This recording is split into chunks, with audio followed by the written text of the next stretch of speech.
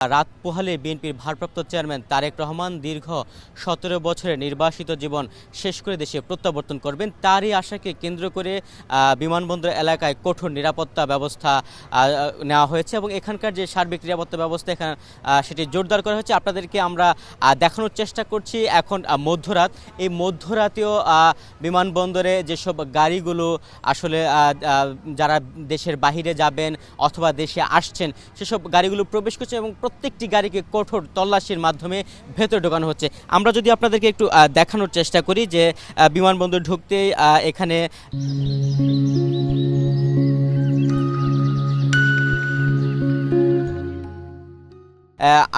এপিবিএনের সদস্যরা প্রত্যেকটি গাড়িকে তল্লাশি করছেন। এর পাশাপাশি শুধু একজন যাত্রী অর্থাৎ যিনি বিদেশ যাবেন, পাসপোর্ট এবং টিকিট আছে তাকে ছাড়া অন্য যারা আছে প্রত্যেককে নামিয়ে দেওয়া হচ্ছে। এছাড়া সন্দেহভাজন যে গাড়িগুলো আছে সেগুলো কঠোরভাবে তল্লাশি করা হচ্ছে।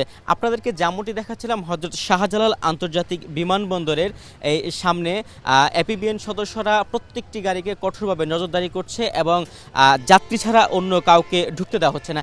এছাড়া আমরা শাহজালাল আন্তর্জাতিক বিমানবন্দরের আশপাশের যে জায়গাটি, যে রাস্তাগুলো আছে আমরা দেখতে পেয়েছি যে ঠিক এর আশেপাশে নিরাপত্তা ব্যবস্থা জোরদার করা হয়েছে। আইন শৃঙ্খলা রক্ষাকারী বাহিনীর সদস্যরা এখানে আছেন। বিএনপির ভারপ্রাপ্ত চেয়ারম্যান তারেক রহমান লন্ডন থেকে যখন দেশের মাটিতে পা রাখবেন এর পরপর তাকে রাজধানীর পূর্বাচল বসুন্ধরা স্মার্ট সিটির পাশে ৩০০ ফিট যে এলাকাটি আছে এখানে গণসংবর্ধনা দেওয়া হবে এবং বিএনপির পক্ষ থেকে সেখানে সার্বিক প্রস্তুতি ইতিমধ্যে সম্পন্ন করা হয়েছে এবং সেখানেও কঠোর নিরাপত্তা ব্যবস্থা বলয় তৈরি করা হয়েছে। যারা বিমানবন্দরে বিদেশ যেতে ইচ্ছুক অথবা যারা বিদেশ থেকে আসছেন তাদের একজন ড্রাইভার এবং যিনি যাত্রী তাকে ছাড়া অন্য কাউকে প্রবেশ করতে দেওয়া হচ্ছে না।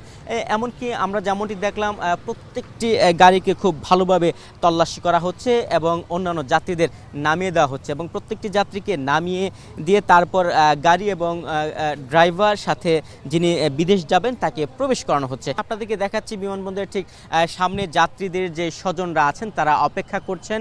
অন্যান্য সময় তারা ভেতরে প্রবেশ করতে পারলেও আজকে